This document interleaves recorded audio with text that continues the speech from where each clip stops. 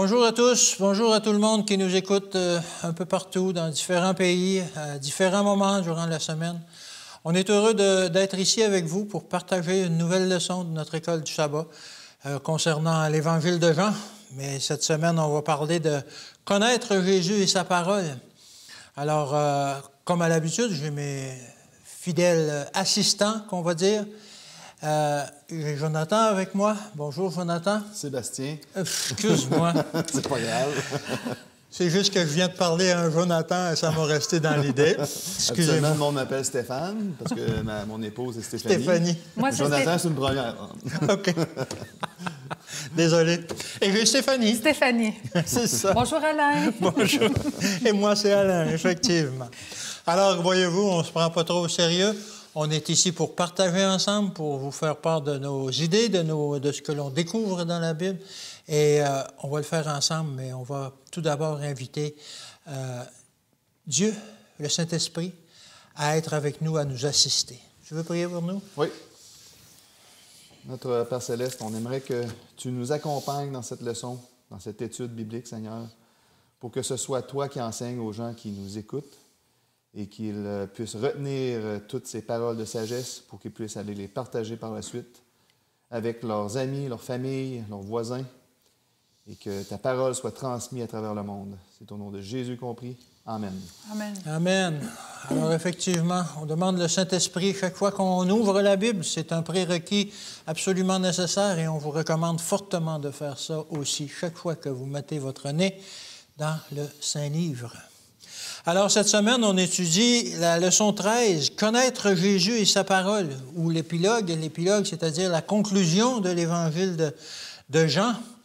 C'est pas le même épilogue qu'on a étudié au dernier trimestre, alors qu'on était dans l'épître de Marc. Est-ce que tu te souviens c'était quoi le point, l'apothéose de l'Évangile de Marc, lorsqu'on l'a fait, cette leçon-là, la leçon 13, au dernier trimestre? Je vais être honnête, non, j'ai un petit blanc de mémoire. Mais ça va te revenir. C'était « Il est ressuscité ». Oui. C'était l'épilogue, effectivement. Marc avait mis l'emphase sur la résurrection de Jésus. Ouais. De Jésus. Excusez si on a des fous rires, parce que là, je lui ai comme tendu un petit piège, mais bon. Alors, comme je vous dis, on ne se prend pas trop au sérieux, on fait ça bien friendly, bien amicalement, de partager la parole avec vous et entre nous. Alors, effectivement, Marc avait mis l'emphase sur la résurrection, mais Jean fait un peu différemment. C'était la semaine dernière qu'on a vu, justement, la croix et la résurrection. Mais cette semaine, Jean va un peu plus loin, parce que là, on voit que on étudie principalement le chapitre 21. On voit que Jésus est apparu aux disciples 3 fois. Et puis, malgré tout, les disciples n'ont pas tellement compris encore leur mission. Et puis, là, ils s'interrogent. Et finalement, Pierre, comme on le connaît, impétueux, puis il dit, bon, qu'est-ce qu'on fait? Ben, il dit, moi, je vais à la pêche. Je retourne à la pêche, c'était des pêcheurs. Et puis, il y a plein de disciples qui l'accompagnent, dont Jean, etc., etc. Et ils s'en vont passer la nuit sur le lac parce qu'eux, ils pensaient encore, ils s'imaginaient encore que la mission de Jésus sur la terre, c'était de délivrer Israël. Et puis, ils ne comprenaient pas vraiment encore le sens de la mission. Alors, on voit dans cette leçon-là, dans cette journée ici, principalement dans la journée de dimanche, comment Jésus va leur faire comprendre vraiment la mission. Et ils étaient comme un peu, comme je vous dis, un peu découragés. Ils disent, bon, ben, on s'en va à la pêche. On va aller relaxer, là, je ne comprends pas. Et puis, on avait du mal, justement, à reconnaître Jésus. On pense aux disciples d'Emmaüs qui ont marché une grande distance avec lui avant de le reconnaître. Et puis, d'un peu comprendre, il est ressuscité, qu'est-ce qui va arriver maintenant? Quelle est la mission? Alors, aujourd'hui, peut-être qu'on risque de faire un peu comme les disciples à cette époque-là. Peut-être qu'on risque de lire notre Bible, de prier, de demander à comprendre, mais qu'avec nos idées préconçues, on passe à côté un peu de la mission, du message de la Bible. Il faut vraiment lire la Bible avec un esprit de découverte des trésors qu'il y a dans ce livre-là et de ce que Dieu veut nous faire comprendre, plutôt que de chercher à placer nos pièces de casse-tête pour les faire fitter dans la Bible. Il faut chercher à découvrir les trésors. Qu'est-ce que Dieu veut pour nous? Quelle est notre mission, etc. Parce que souvent, on pense qu'on comprend. Puis Oui. quand on lit le texte, on veut y donner le sens que nous, Exactement. on veut que ça l'aille, mais on est Exactement. carrément dans... Ouais. Ça, c'est à cause de nos idées préconçues. Ouais. comme C'est tu ça. dis. Puis on croit tellement à ces idées préconçues-là Oui. que même si on lit la vérité, Exact. c'est pas juste dans la Bible, là, c'est dans, Oui. dans toutes nos sphères de vie. Quand on a une idée sur quelque chose, C'est ça. même si on se met de la vérité en face, on essaie comme Ouais. d'effacer ça. De, non, c'est mes idées qui sont les meilleures. Tu sais. Je n'ai pas d'exemple particulier. Il y en a plein dans nos doctrines, dans nos croyances, dans les croyances que les gens ont. Mais souvent, on va lire un verset, mais dans notre tête, on met une autre signification de ce qui est que de ce qui est écrit. Et on a beau le lire et le relire, et on reste toujours avec cette signification-là. Alors, il faut découvrir les trésors que la Bible veut nous enseigner au lieu de chercher à placer nos pièces de casse-tête pour faire fitter nos croyances. Alors, effectivement, ils sont retournés à la pêche, et puis ils n'ont rien pogné, ils n'ont rien attrapé, ils n'ont attrapé aucun poisson, ils ont pêché toute la nuit. Et au petit matin, alors qu'il fait encore sombre, ils sont près du rivage, à une centaine de mètres, ils voient quelqu'un sur le rivage. Il leur dit peut-être « Avez-vous pris quelque chose? » « Non. »« Bien, jetez vos filets à droite du bateau. » Alors, on est des pêcheurs professionnels, nous, là. Il ne viendra pas nous dire quoi faire. Mais bon, ils ont déjà vécu une expérience semblable au début du ministère de Jésus, alors qu'il était allé les chercher, ces gens-là. Il leur avait fait faire, justement, une pêche qui était miraculeuse. Oui. Alors, peut-être qu'ils se sont interrogés, ça a fonctionné une fois, peut-être qu'on pourrait essayer une autre fois. Alors, ils ont jeté les filets et puis ils ont attrapé une grosse quantité de poissons, 154 si je ne me trompe pas, mais des gros. Assez que le filet aurait dû se rompre. Alors, immédiatement, on trouve ça dans le texte. Je ne lis pas le texte, là, mais vous pourrez lire Jean 21, et c'est cette expérience-là qu'on lit. Immédiatement, Jean, il a dit à Pierre, c'est Jésus qui est sur le bord de l'eau. Alors Pierre, impétueux comme il l'est, il abandonne tout, lui, il saute à l'eau, il remet son vêtement, il saute à l'eau, puis il s'en va rejoindre Jésus. Et les autres qui approchent aussi pour voir Jésus. Et Jésus est là, qui les attend avec un repas, avec du pain et des poissons. Et là, il y a une chose un peu bizarre qui arrive à Pierre. Ça, on pourra peut-être le lire. À partir du verset 15. Après qu'ils eurent mangé, Jésus dit à Simon-Pierre, « Simon, fils de Jonas, m'aimes-tu plus que ne m'aiment ceux-ci? » En voulant dire que les autres disciples.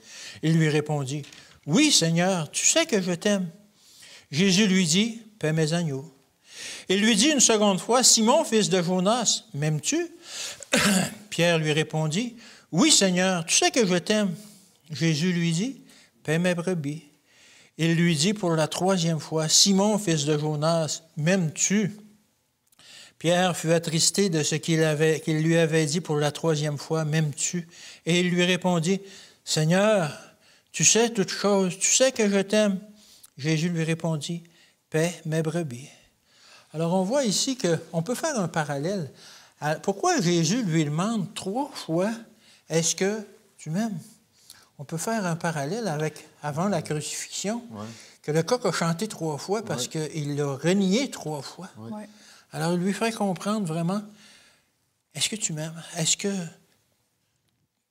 que tu m'aimes vraiment? Et il lui fait comprendre aussi le pardon qu'il lui accorde de sa trahison, sa triple trahison qu'il lui avait fait au début. Malgré que Pierre avait affirmé, « Hey, là, tu ne mourras pas, là, on va se battre pour toi, puis ça ne marchera pas. Si tu es pour mourir, on va mourir avec toi, etc. Mais non, il a vraiment réalisé sa limite et Ça n'a pas été plus loin. Alors, on voit que Jésus lui montre que vraiment, il doit aimer Jésus plus que tout. Et on dit que, je n'ai pas vérifié avec le grec, mais on dit que les mots qu'utilisait Jésus, c'est agapé. Est-ce que tu m'as agapé? Ça veut dire l'amour infini, l'amour. Ouais. Et Jésus, Pierre lui répondait avec le mot philéo. Oui, philéo, je t'aime comme un fils, comme un... Pierre n'était pas encore rendu à l'amour agapé. Il n'a pas pu exprimer « je t'aime par-dessus tout ». Mais bon, il allait découvrir plus tard que c'était vraiment l'amour qu'il avait besoin. Et aussi, on voit que Jésus, au verset 18, lui fait part de ce qui allait lui arriver. « En vérité, je te l'ai dit, quand tu étais plus jeune, tu te saignais toi-même et tu allais où tu voulais. Mais quand tu seras plus vieux, tu étendras tes mains et un autre te ceindra et te mènera où tu ne voudras pas. » Alors Jésus est en train de lui montrer qu'il allait éventuellement être martyrisé parce qu'il allait être au service de Jésus. Alors c'est ce qu'on découvre dans cette rencontre en Galilée, alors que Jésus revient vers les disciples pour justement leur faire part de la mission. On va le voir plus en détail, là. Mais par cette pêche miraculeuse, Jésus leur montre qu'il allait maintenant devenir des pêcheurs d'hommes et qu'il allait avoir de grandes récoltes à la condition que l'on garde les yeux fixés sur Jésus. Oui. Donc, dans la journée de lundi, ça parle plus spécifiquement de garder les yeux fixés sur Jésus dans Jean 21, 18 à 25. Oui. Donc, on a vu que Jésus apparaît aux disciples dans Jean 21, que Jésus apparaît aux disciples après sa résurrection. Il a restauré Pierre après son triple reniement. Ouais. Puis Jésus lui demande de paître les brebis et prédit le type de mort qu'il subira. Mm-hmm. Pierre détourne alors son regard vers Jean. Ouais. Et puis Jean, le disciple bien-aimé. Hein? Oui, c'est ça. Mais Jésus lui rappelle de garder son attention sur lui. Si on va voir au verset 22, toujours dans Jean 21, Jésus lui dit « Si je veux qu'il demeure jusqu'à ce que je vienne, que t'importe, toi, suis-moi. » Donc, j'ai divisé ça en 3 points. Et le premier, c'est suivre Jésus avec fidélité, sans détourner son regard. Oui, parce que lui... Oui, mais lui, qu'est-ce qui va y arriver? Ça, c'est quelque chose qu'on fait tout le temps, tous les jours. Dans Jean, toujours 21, verset 19, il dit cela pour indiquer par quelle mort Pierre glorifierait Dieu. Et ayant ainsi parlé, il lui dit, « Suis-moi. » Suis-moi. Donc, suivre Jésus, c'est s'engager à garder nos yeux fixés sur lui, même dans les moments de souffrance. Et ça, c'est ça la différence. C'est que garder nos yeux fixés sur Jésus quand ça va bien, « Oh, Jésus, il est bon avec moi. » Oui, c'est ça. Mais là, quand ça va moins bien, par exemple, là c'est d'autres choses. Il est-tu vraiment là, Jésus? Oui. Et dans Jésus-Christ, à la page 815, ça souligne que Pierre, à partir de ce moment-là, il a compris tout le sens du sacrifice que Christ a fait, puis il est devenu un disciple déterminé. Uh-huh. Voulant affermir sa foi en vue de l'épreuve finale, le Sauveur lui dévoila l'avenir. Après une vie bien remplie, lorsque ses forces diminueront avec l'âge, le disciple sera appelé à suivre réellement le Seigneur. À l'utiliser, le mot « réellement ». Ça veut dire qu'il suivait. Il suivait, mais vraiment... un peu à sa façon, là. Ouais. Comme il disait, là, comme on disait, moi, je vais être un disciple fidèle, là. Oui. Quand tu étais plus jeune, tu mettais toi-même ta ceinture et tu allais où tu voulais. Mais quand tu seras vieux, tu étendras tes mains et un autre mettra ta ceinture et te mènera où tu ne voudras pas. Il dit cela pour indiquer par quelle mort Pierre glorifierait Dieu. Donc, à partir de ce moment-là, Pierre, il sait que, tu sais, il a eu la vision de comment il allait mourir, tout ça. Mais là, il sait vraiment, OK, je vais le suivre vraiment. Ah oui? Jésus. Il a été crucifié, lui aussi. Oui. La tête par en bas. La tête en bas, il ne voulait pas être crucifié comme Jésus. Ouais. Donc, la prédiction de la mort de Pierre visait non seulement à le préparer pour l'avenir, mais à ancrer sa foi en Jésus. Donc, Jésus, il a démontré tout ça pour que Pierre ait une foi ancrée. Solide. Une foi solide sur le roc. Mm. Même dans la mort, il allait glorifier Dieu quand même. Ouais. Comme les martyrs l'ont fait. Les martyrs se sont fait martyriser. Ouais. Il allait au bûcher en chantant. En chantant. En glorifiant Donc, eux Dieu. avaient vraiment cette foi ancrée. En restant concentré sur Jésus, Pierre trouverait la force de traverser les épreuves avec une foi qu'on appelle une foi inébranlable. Nous aussi, hein, on est appelés à suivre Jésus de manière fidèle, quelles que soient les circonstances, en gardant les yeux fixés sur lui. On va trouver ce courage et cette paix. Moi, je prie souvent pour la paix, d'avoir cette paix on est surtout dans le genre de vie qu'on mène, stressé, le travail, la famille, les paiements. Souvent, on se retrouve qu'on n'a pas cette paix en dedans de nous. Mm-hmm. Donc, à tous les matins, je prie pour avoir cette paix intérieure. C'est nécessaire pour avancer, parce que sinon, on s'engouffre. Oui, effectivement. De ne pas avoir de paix intérieure, c'est là qu'on... Tu sais, moi, je travaille dans un centre jeunesse, puis les jeunes n'ont pas de paix intérieure. Ouais. On le voit. Ouais. D'après leur passé, ils ont besoin de Jésus. Je pense que c'est l'humanité entière aujourd'hui, vraiment, qui est à la recherche de cette paix-là. Exactement.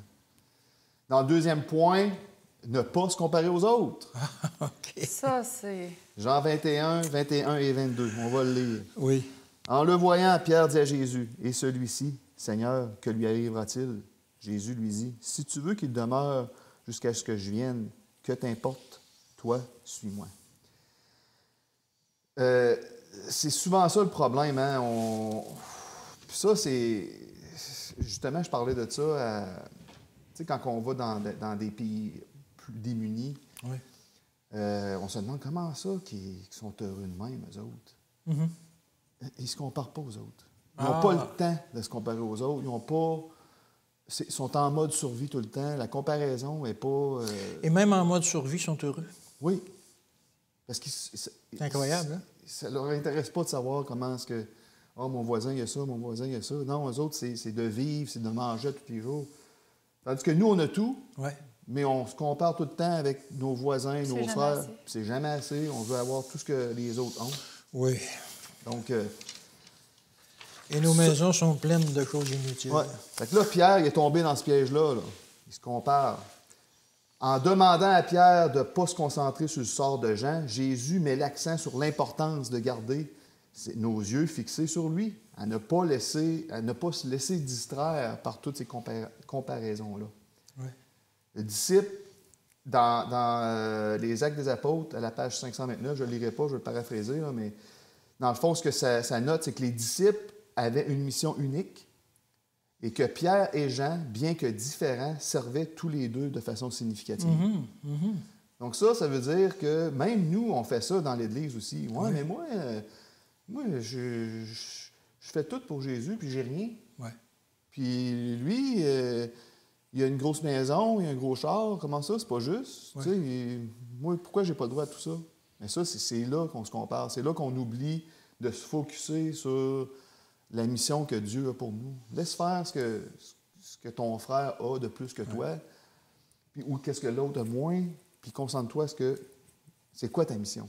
D'ailleurs, Jésus ne nous a jamais promis de telles choses non plus. Non. Ce qu'il nous promet, c'est la vie éternelle. Exactement. Les grosses autos, les grosses maisons. Quand on meurt, ça ne vient pas avec nous autres. Non. Puis c'est pas juste en bien matériel non plus. Il y en a qui font des voyages missionnaires à l'année. Moi, j'aimerais ça faire ça à l'année, mais c'est pas mon appel. Mm-hmm. Dieu connaît mes désirs, mais c'est pas mon appel. Oui, c'est ça. Puis, tu sais, en même temps, il y a des personnes qui nous disent souvent « Ah, mais t'es pas sauvé par tes œuvres non plus. » Non. Mais tu sais, c'est pas parce que je vais te sauver par les œuvres, parce que des fois, tu as un besoin intérieur, puis tu penses que c'est ça que tu dois faire pour Dieu au sein de l'Église, dans la mission globale, mondiale ou locale. Mais finalement, c'est vraiment pas ça que Dieu a pour toi. Puis il faut l'accepter. Ah oui, effectivement. C'est pas facile. Ouais. De se comparer aux autres, qu'est-ce que ça fait? C'est que ça suscite l'envie. Ouais. Ça suscite le doute aussi. Oui, mais moi, regarde tout ce qu'il y a, lui. pour moi, lui, il fait vraiment... Ah oui, il fait vraiment l'œuvre de lui, Dieu. il fait vraiment l'œuvre de Dieu. Dieu le bénit, lui. Puis pendant ce temps-là, tu ne fais pas ta mission. Exactement. Tu passes à côté. Fait que c'est là qu'on détourne, qu'on se détourne, puis que les croyants, qu'on ne fait plus cette mission-là que Dieu nous a donnée, qu'il nous a appelés à faire. Et puis, donc, au lieu de se comparer aux autres, restons donc concentrés sur notre relation avec Jésus, en gardant les yeux sur lui. Et le point 3, c'est faire confiance à l'autorité de Jésus. Ah oui. Dans Jean 23, toujours 21, 23, 25. Là-dessus, le bruit courut parmi les frères que ce disciple ne mourrait point. Cependant, Jésus n'avait pas dit à Pierre qu'il ne mourrait point. Non. Mais si je veux qu'il demeure jusqu'à ce que je vienne, que t'importe? C'est ce disciple qui rend témoignage de ces choses et qui les a écrites. Et nous savons que son témoignage est vrai. Jésus a fait encore beaucoup d'autres choses. Si on les écrivait en détail, je ne pense pas que le monde même pût contenir les livres qu'on écrivait. Ouais. Ça veut dire qu'il en a fait des choses. Ouais.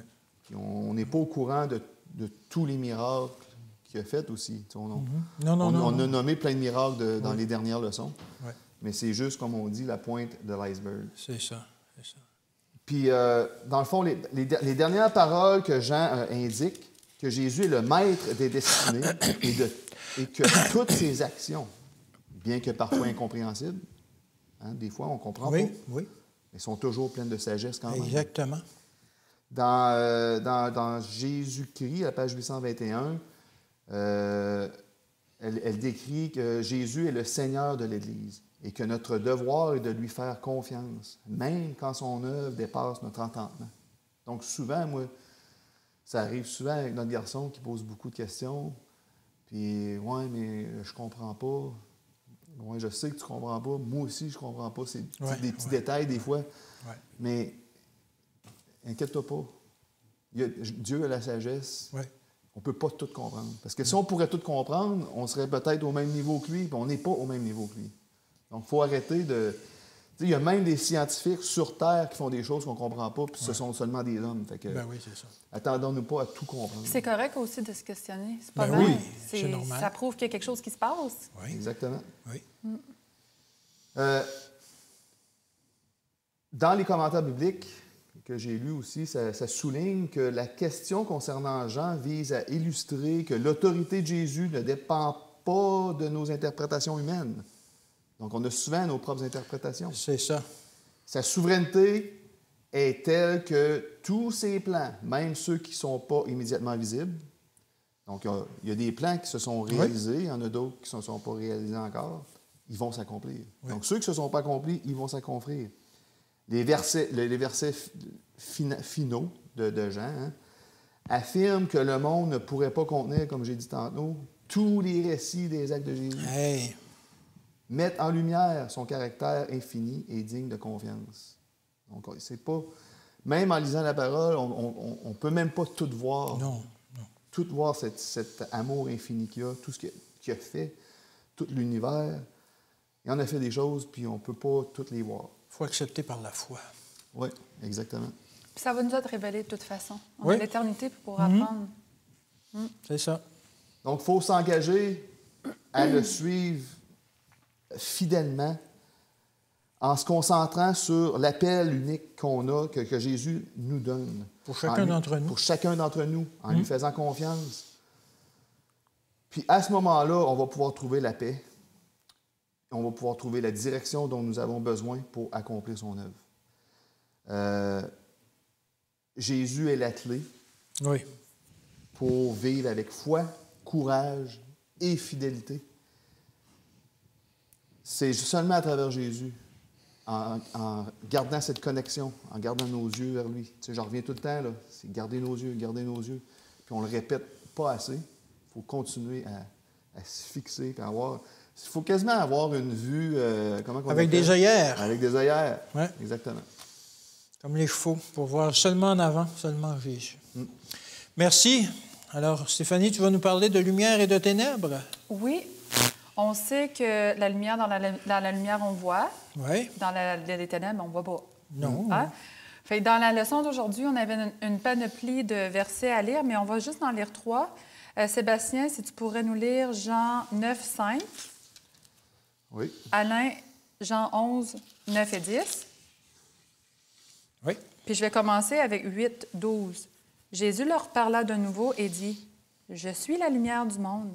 Celui qui me suit ne marchera pas dans les ténèbres, mais il aura la lumière de la vie. » Pendant que je suis dans le monde, je suis la lumière du monde.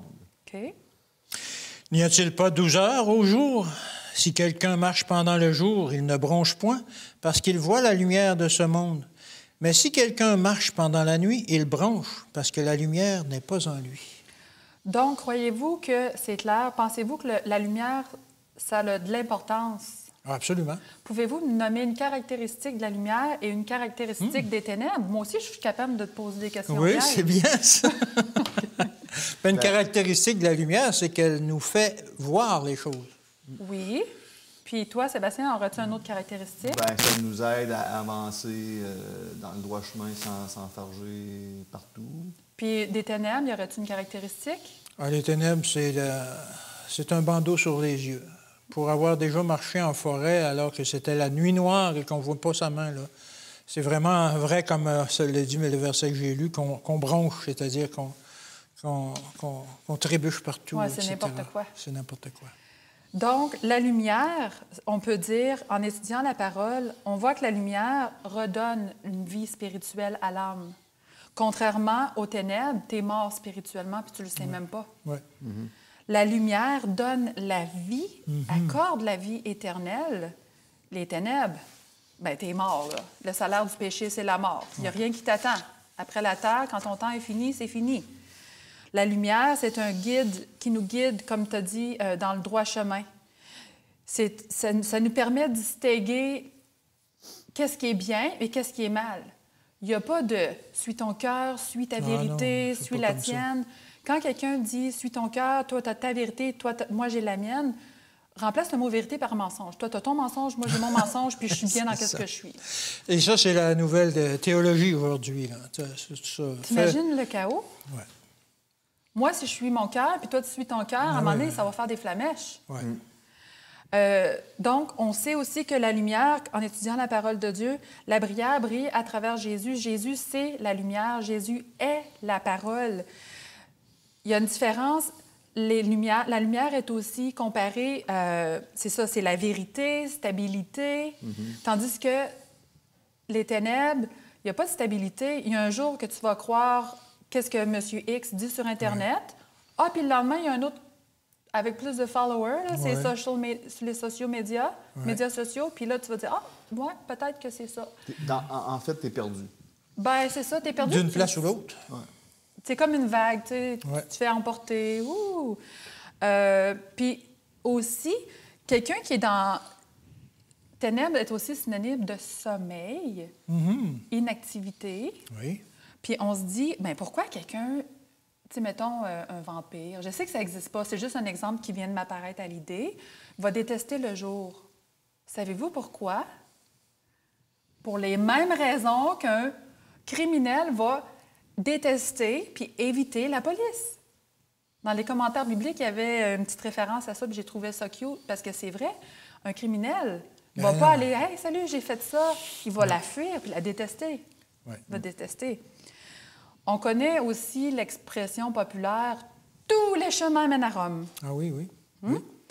Est-ce que tous les chemins sur la terre mènent au ciel? Non. Êtes-vous certain? Ah, absolument. Et cette lumière-là, ce chemin-là, c'est qui le détient? C'est quoi? C'est comment? C'est Jésus, le seul chemin. Je suis le chemin, la vérité et la vie. Exact. Tu viens de nous citer Jean 14, 6. Hein? Alors, rappelez-vous que ce ne sont pas tous les chemins de la terre qui mènent au ciel, mais c'est seulement à travers Jésus qui est le chemin, la vie et la vérité. Et il y en a beaucoup de ces chemins-là aujourd'hui. Comme tu le mentionnais, sur les réseaux sociaux, dans les différentes publications du monde, des livres de croissance personnelle, peu importe. Oui, oui, oui. Il y en a tellement de ces chemins-là qui mènent justement à l'erreur. Puis plusieurs aussi d'entre eux vont même mentionner le nom de Jésus. Oui, Mais alors, il faut faire attention. oui, absolument. Absolument. Ouais. Alors, c'est ça. Les ténèbres ou la lumière. Ouais. Choisissons la lumière. Et mercredi, on nous parlait de théologie d'en haut et de celle d'en bas. Oui. Donc, pour se mettre dans le contexte, ça se passe dans Jean 4, 46 à 55. Oui, c'est ça. Donc, Jésus retourne à Cana. Hein. On se souvient Oui, qu'il y a là. déjà eu un miracle. Là. Oui. On se souvient c'était quoi? C'était la transformation de l'eau en vin, C'est ça. qui était, si je ne me trompe Au pas, début le du premier, ministère, le premier miracle. Le premier miracle que les gens ont pu voir. Dans le fond, l'histoire, c'est l'histoire de l'officier royal, là, que son fils est malade. Oui. Et on va voir que c'est la rencontre entre la détresse humaine et l'autorité divine, qui offre une illustration de la théologie, comme que tu as dit, d'en haut, la théologie d'en haut, qui est la puissance et la souveraineté de Dieu. La théologie du bas, qui est la condition humaine. C'est ça. Notre besoin de foi aussi. Oui. Et c'est ça vient de nous. Là. Donc, pour Jean 46 à 50, j'ai mis ça comme dans l'appel à la foi. OK. Oui, effectivement, ça a été un appel à la foi pour cet officier-là. Là. C'est exactement. Dans le fond, l'officier, il représente la foi humaine qui cherche désespérément quelqu'un qui est Jésus. Au verset 47, je ne sais pas si je vais le lire. Ayant appris que Jésus était venu de Judée en Galilée, il alla vers lui et le pria de descendre et de guérir son fils qui était près de mourir.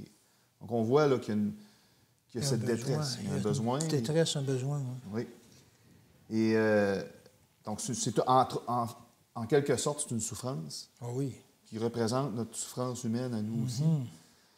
Et puis même si cet officier-là, hein, il a une occupation, il est élevé, là. Ça veut dire qu'il y a une position de... C'est pas un... Il est dans la hiérarchie, si on veut. Oui, il est près du roi. Oui. Alors, c'est un officier avec un haut rang. Exactement. Donc, même si on a un haut rang, on peut être confronté à une réalité qui nous dépasse. Là. Ah oui. C'est pas à cause qu'on est en haut que tout va bien. Il y a un besoin désespéré et il y a une invitation à reconnaître notre condition et à chercher le secours divin. Ce besoin-là fait qu'on a ce désir-là. C'est souvent, lorsqu'on est dans des moments de détresse, souvent, il y a même des gens qui ne croient pas en Dieu, puis qui arrive une grosse tornade, puis là, ils se mettent à prier Dieu. Oui, oui, oui. Alors pourtant, dans leur vie de tous les jours, ils ne veulent rien savoir, mais dans un moment de détresse, là, on cherche Jésus. Oui, c'est ça. Ouais. Puis ce moment-là, ça me rappelle également dans Matthieu 7, au verset 7. Demandez, et l'on vous donnera. Cherchez, et vous trouverez. Frappez, et l'on vous ouvrira. Donc, il ne faut pas avoir peur de demander. Ça demande une action de notre part. Oui. Ben oui, si tu ne demandes pas... Si tu ne frappes pas... Puis des fois, il faut frapper plus qu'une fois. Hein?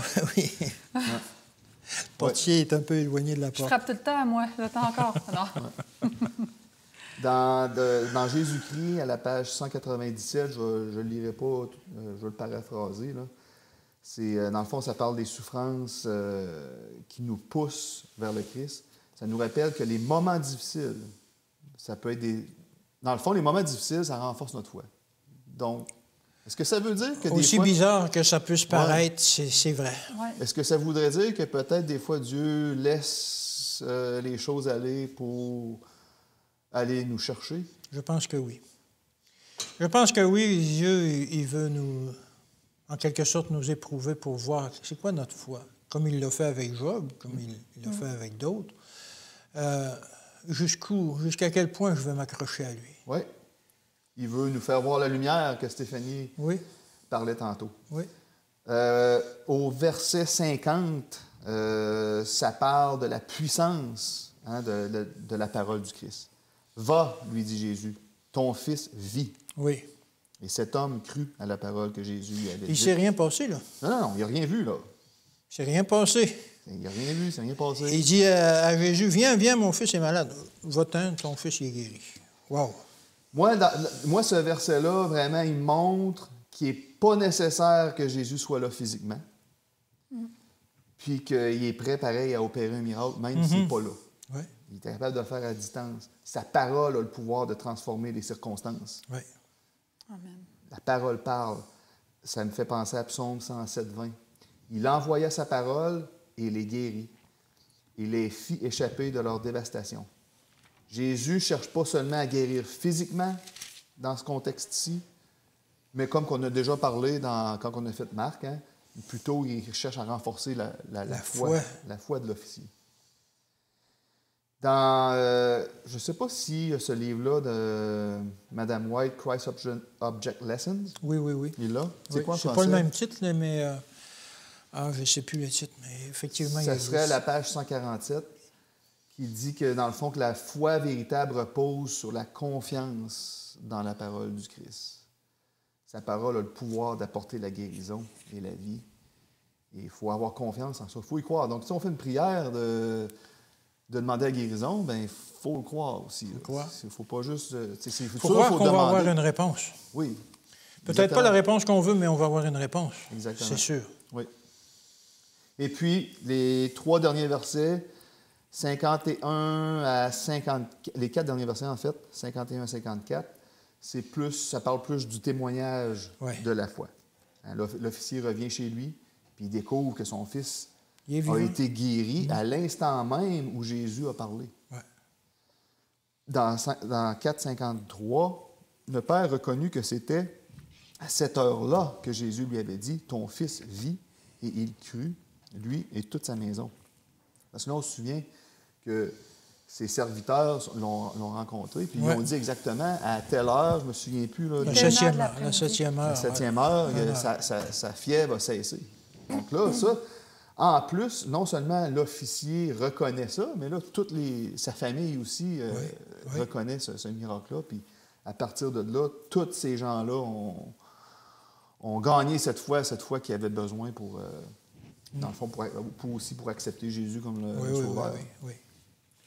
Dans 1 Pierre 3,15, soyez toujours prêts à vous défendre devant quiconque vous demande raison de l'espérance qui est en vous. Ça nous rappelle aussi l'importance du témoignage personnel.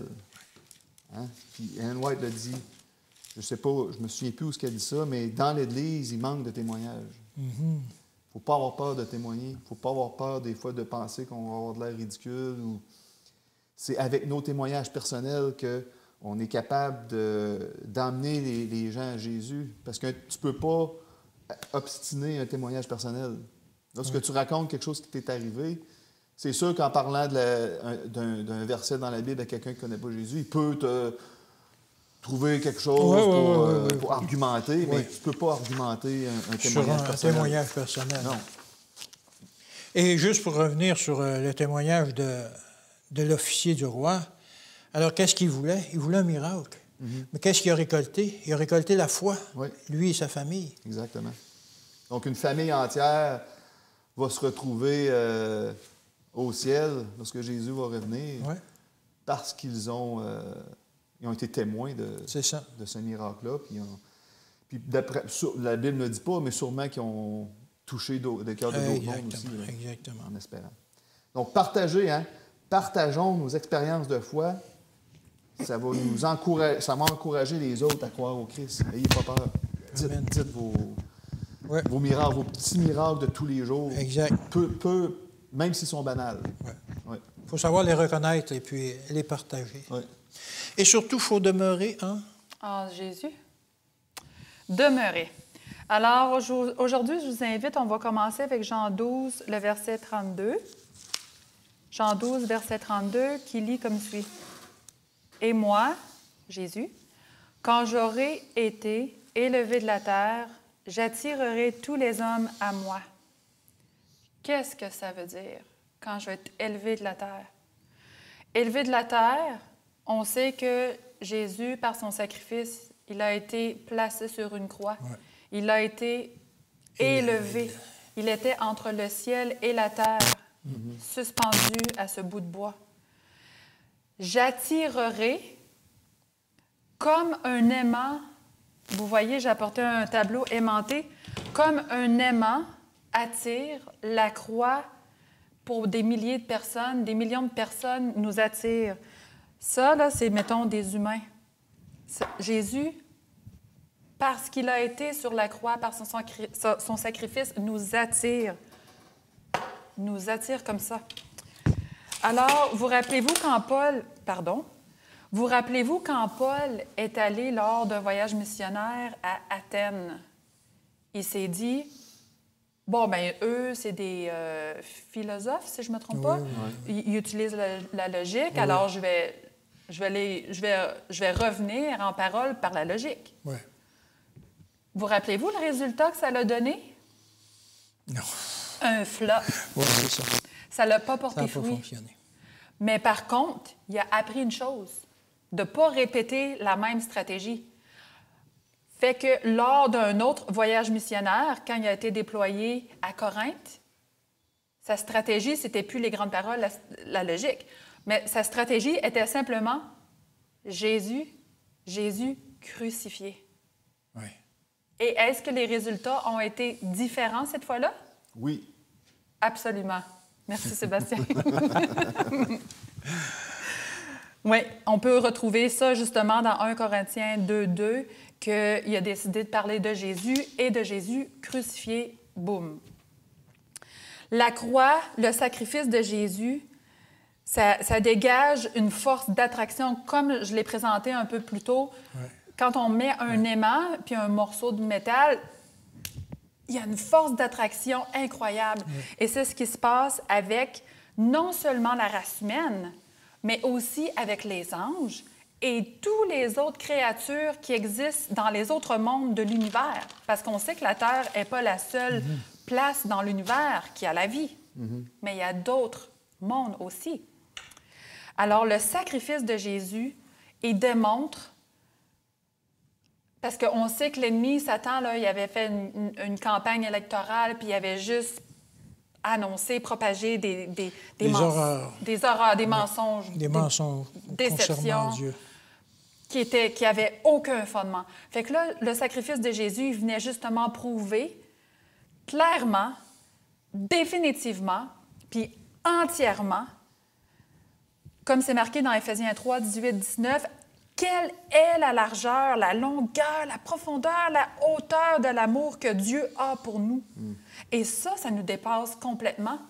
Tu auras beau mettre l'équipe de scientifiques, les hommes les plus intelligents du monde pour essayer de comprendre ça. Oui. Même les anges ont de la misère à comprendre comment Dieu peut aimer tant que ça. Comment est-ce que Dieu peut dire « Je vais mourir pour Alain ». Moi, ça me dépasse. Son amour est tellement magnétique, ça nous attire, mais ça ne force personne à rester accroché à lui. Ah oui, c'est ça. Ça aussi, c'est volontaire. Oui. Comme on l'a étudié au cours de ce trimestre, comme Nicodème, la femme samaritaine, l'officier royal, l'homme à la piscine de Bethesda, les 5000 hommes, plus les enfants, les femmes, qui ont été nourris par les pains et les poissons, les frères de Jésus, les chefs religieux, l'aveugle-né, Marie et Marthe et Pilate. Tout ce monde-là, à un moment ou à un autre dans leur vie, ont fait la connaissance de Jésus. Et ils ont dû prendre une décision aussi. Exact, exact. La croix de Jésus, c'est pas juste un petit Jésus qui est mort sur la croix, sur un bout de bois. C'est tellement plus que ça. Cette croix-là, sur cette croix-là, l'enjeu du monde était dans la balance. Si Jésus échouait sa mission qui était possible... C'était possible. Imaginez l'état dans lequel on serait. C'était fini. C'est gros l'enjeu, là. Oui. Mais, comme Jésus, il a pris sa décision, comme les gens que je viens d'énumérer ont pris une décision, Pierre a pris une décision de suivre Jésus coûte que coûte, peu importe les circonstances, les bobos, peu importe le monde qui vont nous dire des moqueries, des conneries pour nous faire mal, nous décourager, peu importe la situation, soyons comme Jésus. Dans le livre Jésus-Christ, au chapitre 74, Jésus marche vers la croix. Sa décision est prise. Il sauvera Sébastien. Alain, Sophie, Michel, l'humanité, coûte que coûte. Il accepte son baptême de sang, afin que par lui, des millions de pécheurs voués à la mort puissent obtenir la vie éternelle. Jésus ne s'est pas détourné de sa mission. Pierre, il s'avait détourné, mais ensuite, il ne s'est pas détourné de sa mission. Non. Puis c'est mon souhait, ma prière la plus sincère, qu'aucun de nous va se détourner de sa mission. Même si on a des malaises physiques, même si on est en dehors de notre zone de confort, qu'on reste comme un cheval fixé. Il y a seulement Jésus, Jésus crucifié. Amen. Amen. Amen. Je vous laisse là-dessus. Et comme tu le dis, c'est un acte volontaire. C'est comme ça a été pour tous les personnages que tu as énumérés. Et c'est un acte volontaire de choisir de demeurer avec Jésus chaque jour de notre vie. Et on vous souhaite que ce soit votre décision aussi. Comme vous avez vu, on ne se prend pas au sérieux lorsqu'on enseigne, mais il y a une chose qu'on prend extrêmement au sérieux, c'est l'Évangile et le salut. Ça, on ne fera pas de farce avec ça, on ne fera pas de plaisanterie avec ça, parce que Jésus est venu mourir pour chacun d'entre nous. Et c'est à nous de l'accepter maintenant pour bénéficier de ce salut-là qui est venu pour nous offrir. Amen. Alors, on va terminer là-dessus. Veux-tu prier pour nous, Stéphanie? Absolument. Seigneur Dieu, comme Jésus a été fidèle dans sa mission, qu'on soit chacun de nous aussi fidèle jusqu'à la mort. Tu reviens bientôt, Seigneur, et nos bobos du moment n'ont rien à voir à comparaison de ce que tu nous réserves pour l'éternité. La joie, le bonheur, la vie, la vraie vie qu'on va finalement vivre avec toi, sans péché, sans problème. Seigneur, encore une fois, permets à chacun de nous d'être fidèles, coûte que coûte, jusqu'à la fin, car la fin est proche. Merci d'avoir répondu à cette prière. Au nom de Jésus, Amen. Amen. Amen. Merci d'avoir été avec nous. On est content que vous soyez encore avec nous la semaine prochaine où on débute un nouveau trimestre, l'amour et la justice de Dieu. Alors, je pense que ça va être très intéressant. On vous invite à être là. Continuez à nous suivre et j'espère que nos maigres enseignements vous sont favorables et on vous souhaite une bonne journée et une bonne semaine dans le Seigneur. Que Dieu vous bénisse.